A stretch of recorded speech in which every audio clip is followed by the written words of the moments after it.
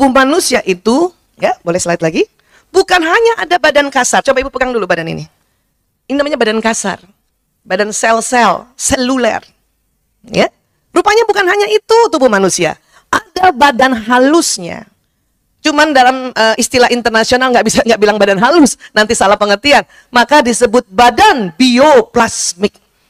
Apa maksudnya? Dari tubuh kita keluar cahaya, keluar nur, keluar sinyal, keluar gelombang elektromagnetik. Ya. Dari mana Bu Esa? Dari titik-titik pembuluh meridian namanya, yang ada di subkutis atau di bawah kulit. Dari ujung rambut sampai ujung kaki jumlahnya 360. Ya. Dan titik-titik ini Bu, yaitu ibarat pori-pori. Cuman pori-pori itu nama untuk titik-titik yang di kulit. Pori-pori di kulit juga mengeluarkan zat, cairan dan garam. Coba ibu jilat tangan ibu sedikit. Asin?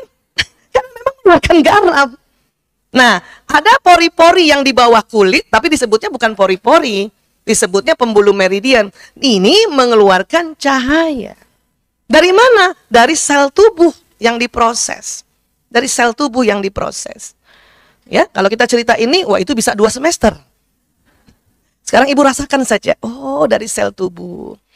Ya, dari makanan yang diminum, yang dimakan, minuman yang diminum, itu dia. Dari situ dia keluar. Ya, cahaya ini keluar. Diproses luar biasa. Dan pembuluh meridian yang bulat-bulat itu Bu, dia berputar berlawanan arah jarum jam. Kalau ibu taruh jam di sini, ya, nah, putarannya berlawanan arah jarum jam. Ya, seperti orang bertawaf. Dia bertawaf memang Bu. 360 ngeong gitu Bu.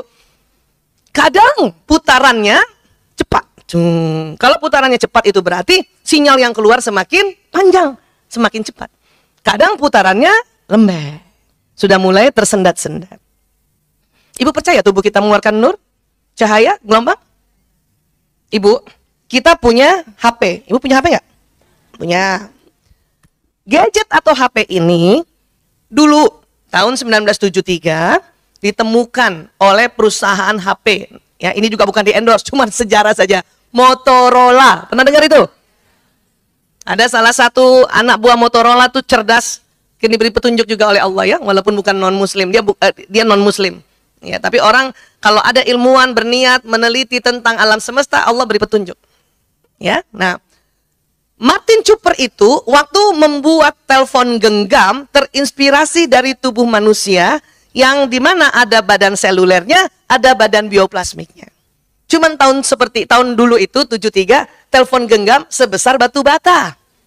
Siapa yang punya ayah punya telepon genggam sebesar batu bata? Oh, pasti orang yang berada itu. Karena mahal. Ya Allah. Itu gaya banget tuh ya, biar kata sebesar batu bata bangga banget taruh di semua.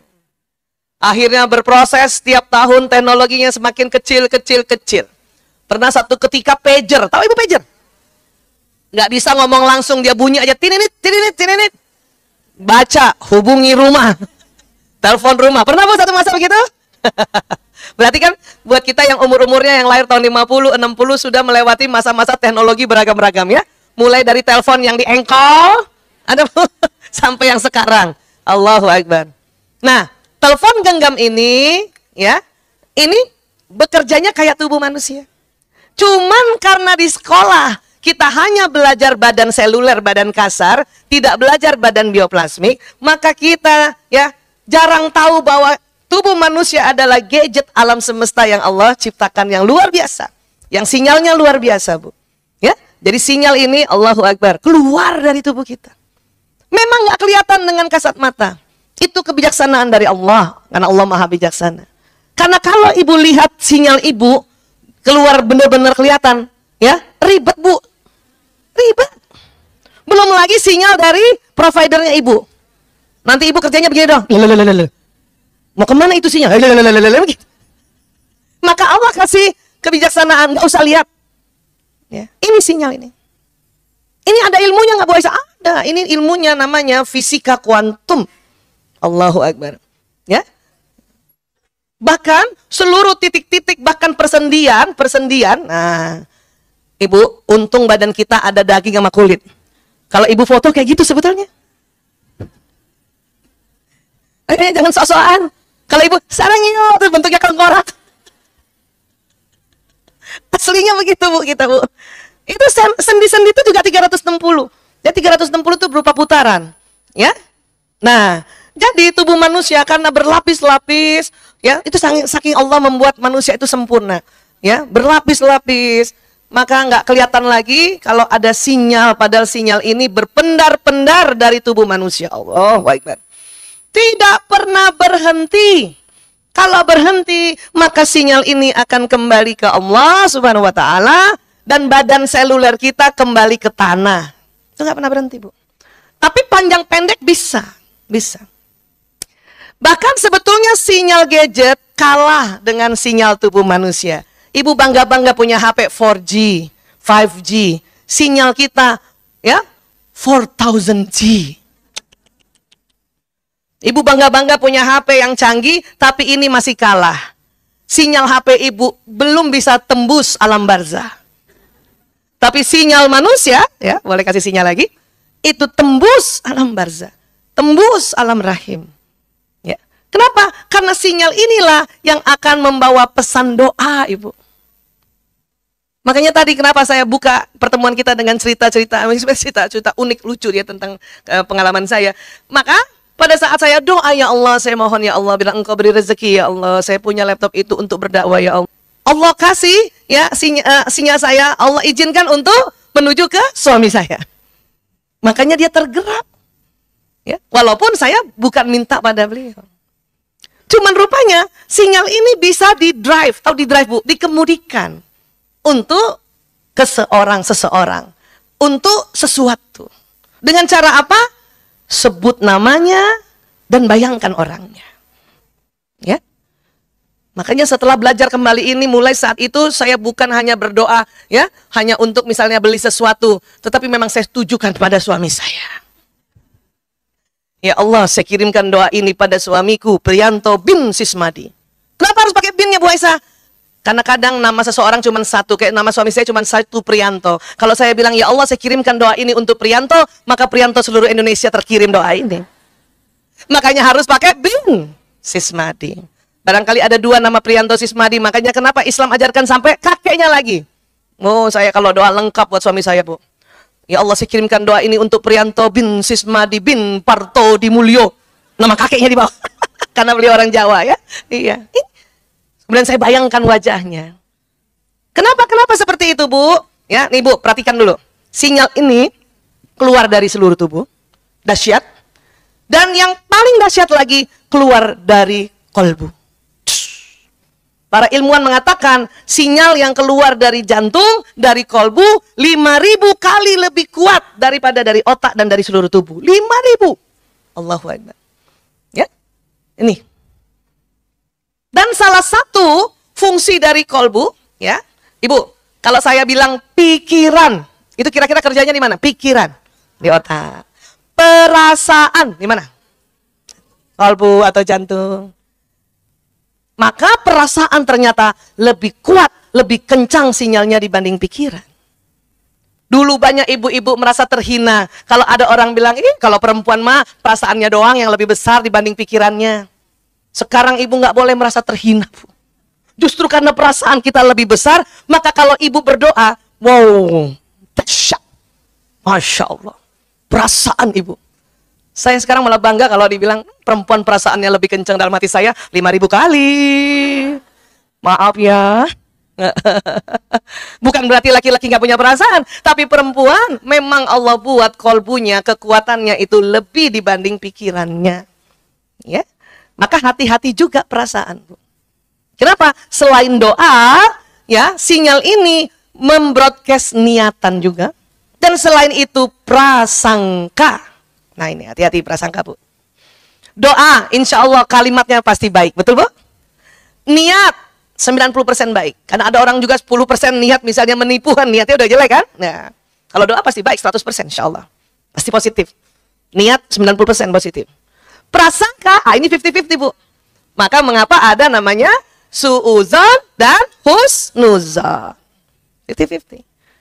Banyak juga ibu-ibu tanya sama saya, kenapa sih Allah membuat prasangka buruk, ada su'uzon? Saya bilang, wallahu a'lam bishawab. Itu maunya Allah sebagai Sang Maha Pencipta. Tapi hikmahnya adalah, karena kita hanya bisa menemukan hikmah. Manusia hanya bisa menemukan hikmah. Ya, jawaban pasti hanya Allah Ta'ala yang tahu.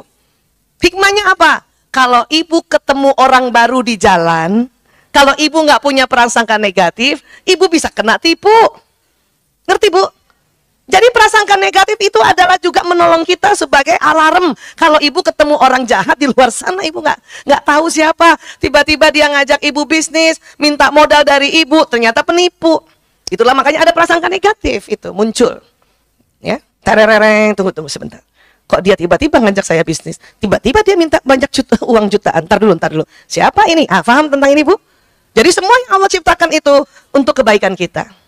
Tapi, Bu, kalau sama orang yang ibu sudah kenal, apalagi orang dekat, suami kah, anak kah, orang tua, mertua, ipar, di sini ada tantangannya, challengingnya. Mungkin muncul prasangka negatif kita terhadap suami atau anak, tetapi Allah mau prasangka negatif itu tidak terus-menerus untuk orang dekat, Bu. Karena bahaya. Yang tadinya si orang misalnya suami, ibu prasangka buruk sama suami, yang tadinya dia tidak mau berniat apa-apa, entah kenapa, jadinya dia lakukan sesuai prasangka ibu. Na'udzubillah min dzalik. Maka di sini pada saat kita punya prasangka negatif terhadap orang yang kita kenal, inilah Allah minta ya dirubah ke prasangka baik. Karena Allah sampaikan di hadis qudsi apa? Aku mengikuti prasangka hambaku. Pernahkah ibu suatu ketika nih sebelum belajar atau entah kenapa, jangan-jangan, terutama ibu-ibu yang mungkin suaminya keluar kota, udah lama nggak pulang, udah lama nggak ngasih kabar, ada apakah? Jangan-jangan, jangan-jangan sih. Bu, kata jangan itu untuk otak artinya silahkan. Coba ya, ibu dengarkan saya. Jangan bayangkan warna-warna pelangi. Merah, jingga, kuning, hijau. Apa yang terjadi? Nah, dia bilang jangan. Memang jangan artinya sila. Itu ilmu otak tuh. Nah, kalau ibu bilang jangan-jangan, artinya dua kali. Jangan-jangan ada wanita lain yang memperhatikan dia. Silakan. Tetapi otak ini kadang begitu, Bu. Karena prasangka itu memang masih dua. Nggak apa-apa juga. Tapi segera ibu delete. Tahu delete, Bu? Hapus. Dengan apa? Istighfar. Astagfirullahaladzim. Kadang-kadang muncul perasaan atau pikiran begini gara-gara habis nonton sinetron.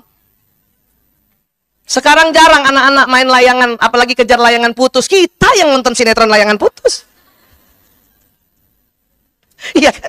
Kan susah anak-anak mau main layangan, gak ada lapangan sekarang kan? Paham ya, Bu? Maka astagfirullahaladzim. Ibu suatu ketika misalnya anaknya disuruh pramuka, mau camping, musim hujan. Lagi naik mobil, bus. Apalagi kemarin ada berita bahwa ada bus kecelakaan. Banyak ibu-ibu dia udah nganter anaknya, nada, fi amanillah nak. Udah ngomong fi amanillah, masih juga otaknya, jangan-jangan jalan licin nanti kepleset. Kebayang gak kalau misalnya satu kelas 30 anak, 25 ibu mengatakan begitu, itu bahaya. Ya. Maka kalau ibu bilang fi amanillah, dalam perlindungan Allah, itu ibu udah bayangin baik semuanya. Kalaupun ada kepala ibu ini muncul hal-hal yang terkenal sekarang namanya insecure, overthinking, maka segera istighfar. Astagfirullahaladzim. La haula wala quwata illa billahil aliyul azim. Supaya prasangka negatif bisa dirubah ke prasangka positif. Tapi jangan juga ibu minta selalu berprasangka positif, jangan juga. Karena prasangka negatif itu juga sebuah pertolongan. Itu alarm. Siapa tahu memang mau ada kecelakaan. Ibu pernah nggak lagi duduk-duduk, lagi nggak mikirin anak, tiba-tiba ibu terlintas, ada mau kecelakaan. Itu bisa jadi ada anak kita yang memang sedang nunggu bus misalnya, dia mau kecelakaan, sinyal anak nyamber ke ibu. Kenapa? Karena sinyal ibu dan anak sama persis. Maka ibu kalau ada kayak gitu langsung, astagfirullahaladzim, na'udzubillah min dzalik. Paham ya, Bu? Rubah. Kan banyak juga ibu-ibu udah bagus, dia mau tolak bala, tapi ngomongnya, amit-amit cabang bayi. Itu belum, tidak power kalimat itu, Bu. Tidak power, ya. Na'udzubillah min dzalik, ya Allah. Langsung ibu doa supaya itu menjadi tolak bala. Bisa saja anak akhirnya nggak ketabrak, cuman keserempet doang anginnya. Itu karena doa ibu. Ya. Bapaknya nggak doa, Ibu Aisyah. Masalahnya begini, bapak-bapak dikala dia sudah mulai bekerja, ya, mencari nafkah, otaknya penuh dengan kreativitas untuk bekerja, terkadang lupa mendoakan kita. Makanya Allah bikin sinyal yang dengan anak itu miripnya ke ibu, Bu. Ke ibu. Itulah the power of doa ibu. Ya. Yang cilaka kita juga kasihkan kerja lupa doa. Aduh, ya. Padahal sinyal untuk seorang laki-laki, dikala dia safar, dikala dia keluar rumah, lebih panjang sinyalnya, Bu. Lebih panjang. Itu sering dikasih cerita oleh Allah dalam Al-Quran tentang para ayah yang jauh dari anaknya. Salah satunya adalah kisah Nabi Ibrahim alaihissalam. Jauh dari Nabi Ismail. Tapi doa Nabi Ibrahim dalam perjalanan dari Mekah ke Palestina itulah yang membuat Mekah sampai sekarang seperti ini. Sinyal. Maka ibu kalau suami ibu pergi bekerja ingatkan saja, ya, doakan ya Bu, ya, Abi doakan Umi sama anak-anak ya, insya Allah. Udah cukup kalau suami udah bilang insya Allah, udah ibu percaya aja. Jangan juga ibu ngotot, ntar lupa. Yang tadinya nggak lupa ibu yang nuntun, ntar lupa, ya iya ntar lupa lah. Kadang kita suka julid sih Bu, iya ibu ya. Makanya perempuan ini suka julid. Ya, sudah yakinkan saja, ya. Nanti doakan saya ya. Itu. Insya Allah, udah. Alhamdulillah. Kalau ibu sinyal yang kencang di mana coba, Bu? Dalam ruangan. Itu makanya mengapa kita pada saat ibu di rumah, apalagi rumah dalam ruangan, di dalam rumah itu kencengin doa. Kenapa kita harus membayangkan atau menyebut namanya? Jadi begini Bu, waktu itu mungkin saya sudah pernah cerita, otak terbagi dua, otak kanan dan kiri. Otak kanan mengatur tubuh yang kiri. Sistem saraf ini Bu, itu kayak kabel listrik. Kalau kanan memerintahkan sesuatu, itu jalan ke tubuh yang kiri. Coba gerakan tangan kiri Ibu gini-gini. Nah itu yang atur otak kanan Ibu tuh Bu. Kaki kiri boleh nggak bisa digerak-gerakin gitu? Nah itu yang atur kanan Ibu. Mata kiri Ibu bisa kedip kan? Apaan tuh? Gitu. Itu yang atur kanan. Kebalikannya, bagian tubuh yang kanan yang atur kiri. Coba gerakan tangan kanan Bu. Ah ini yang atur kiri Bu. Senyum sebelah doang bisa nggak Bu? Walaupun jelek. Sebelah kanan ini yang atur kiri. Kaki kanan bisa gerakan Bu. Masya Allah. Sekarang gerakan dua-duanya. Cakep banget. Kameramen, foto-foto. Kapan lagi talim kayak gini? Ya, kalau dua-duanya kita gerakkan berarti yang bekerja otak kiri kanan. Masya Allah. Makanya ibu kalau ketemu teman-teman gembira kan gitu kan?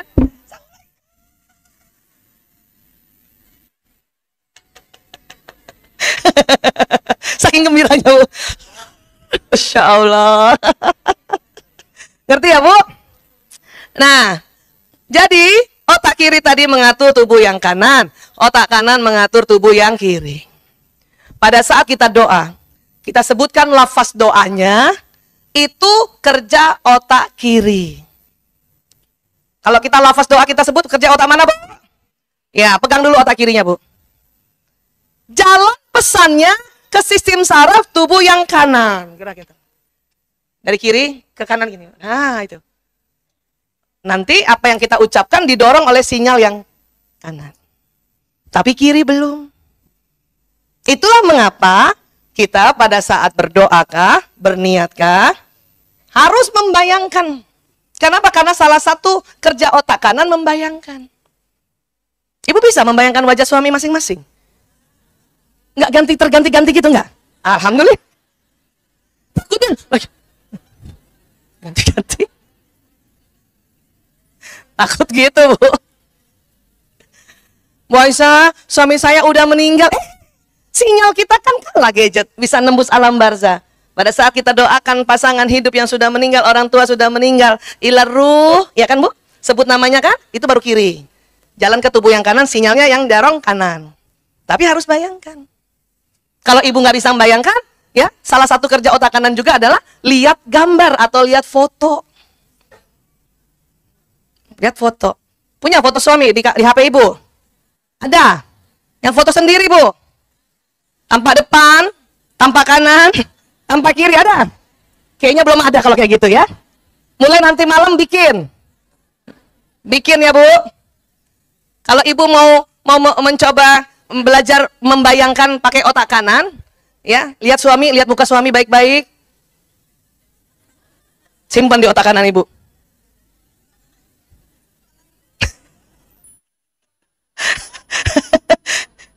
Sayangnya pas lihat muka suami, Ibu lihat sinetron. Kesimpannya terganti-ganti. Jadi otak kanan pesannya jalan ke tubuh yang mana? Kiri. Dan jantung itu Bu, posisinya itu ada di kiri. Kita tahu tadi bahwa ya jantung getarannya lebih kuat berapa kali? 5.000 kali. Maka kalau kita berdoa atau berniat, ya hanya lewat lafaz saja, itu baru sebelah powernya. Baru sebelah. Itulah makanya mengapa tadi saya cerita, saya minta ya anak buah saya cari leaflet Athos. Supaya tadi untuk masuk di kepala saya. Ya. Itu aja yang datang penter. Gimana kalau nggak ngebayangin ya Masya Allah. Paham ya Bu? Ngerti ya Bu? Kenapa harus dibayangkan?